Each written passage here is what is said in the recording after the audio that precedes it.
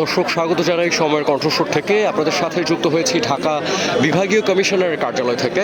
আজকে কিন্তু ঢাকা বিভাগীয় কমিশনারের কার্যালয়ে মনোনয়নপত্র জমা দেওয়ার শেষ দিন এবং এখানে ঢাকার মোট 13টি আসনের মনোনয়নপত্র জমা দেওয়া হবে। ঢাকা 4, 5, 6, 7, 8, 9, 10, 11, 12, 14, 16, 17 এবং ঢাকা 18 এই মোট 13টি আসনের মনোনয়নপত্র কিন্তু ঢাকা বিভাগীয় কমিশনার কার্যালয়ে জমা নেওয়া হবে। এবং আপনাদেরকে জানিয়ে রাখি, আজকে কিন্তু সকাল 11টায় তারেক রহমান, বিএনপির ভারপ্রাপ্ত চেয়ারম্যান তারেক রহমানের পক্ষ থেকে মনোনয়নপত্র জমা দেওয়া হয়। মনোনয়নপত্রটি জমা দেন বিএনপি চেয়ারপারসনের উপদেষ্টা কাউন্সিল সদস্য আব্দুল সালামের নেতৃত্বে।